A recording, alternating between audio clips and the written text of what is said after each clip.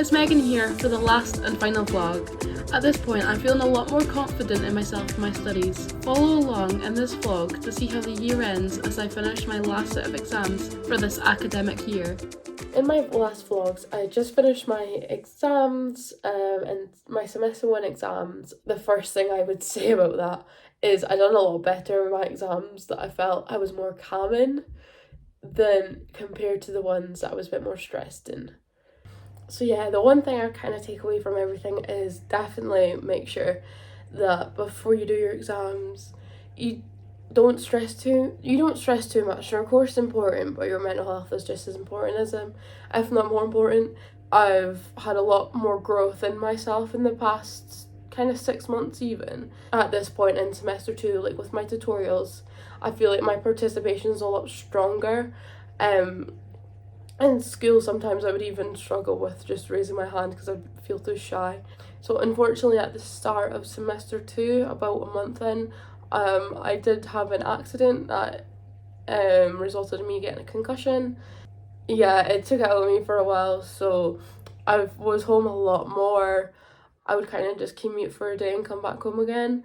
There was a period of time I was off from uni as well, but then I had some deadlines, so that got me panicked. And the one thing I'd say from that is, if you're in a situation, make use of all the support that you can. Reach out. If there's something you need help with, reach out and utilize all the support that you possibly can. That's what I did. To kind of sum it up, exceptional circumstances is you explain your situation, and then it would go to a board of examiners, and these things are all sort of taken into account when marking and all that sort of stuff. So in terms of budgeting for university, what I applied for was through SAS. Obviously, because I'm in Scotland, I'm very lucky and I do get free education paid by the government. And with SAS, I took out the max loan that I could, and so that has significantly helped towards my accommodation fees and just the odd thing as well with towards like food shopping, things like that. So for budgeting, some of my top tips would be: find yourself a spreadsheet, go on Excel, calculate every single, for the month, how much income you have coming in and how much your outgoings are, how much you're spending. So having some sort of part-time job where you can do a couple hours at the weekend for that extra bit of income is really helpful. It just adds on top of your student loans and can go towards other like fun things like going out or seeing your pals, if you're going out for a nice meal, or different things like that.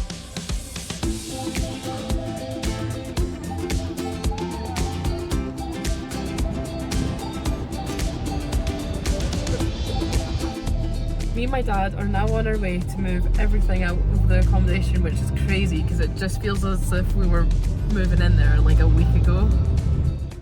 So as we're at the end of semester 2, I've completed all of my exams and I'm feeling a lot more confident about them this time round in the second semester than I was in the first semester. Personally, reflecting back on first year, I'd say my favourite thing about the year was just meeting everyone. There's so many people in university and it's not hard to find the people that you fit in with, that you become friends with. But I would say the most challenging aspect of university is it is somewhere away from home.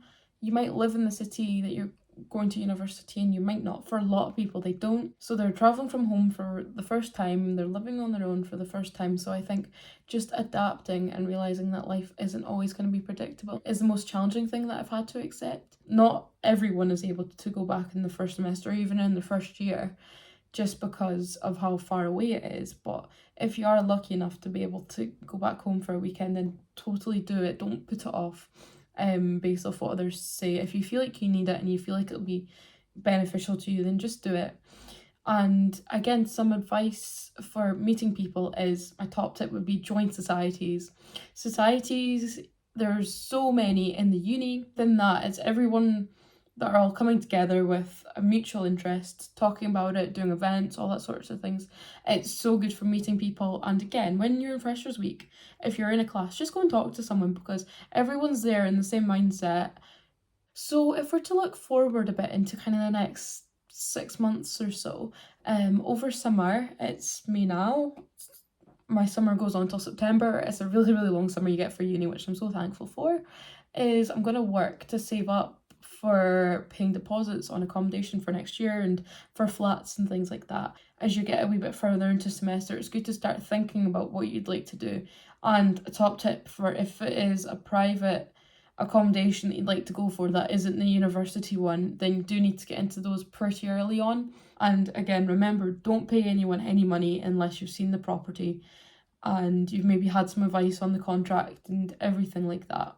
And another top tip is if you need to go anywhere for advice, the university does have the advice place in Potter Row, which personally I've gone there for advice when I've needed it. If you do need any advice on housing, accommodation, just anything, then strongly recommend going there. Thank you so much for following me along with my journey in first year. I can't believe it's come to an end. I feel like I've just grown so much in the past year, it's crazy. But yeah, thanks for watching. Thanks for watching and following along with my first year at university. I hope you enjoyed, and just remember, if you put your mind to it, you can achieve anything. Good luck to everyone with their studies.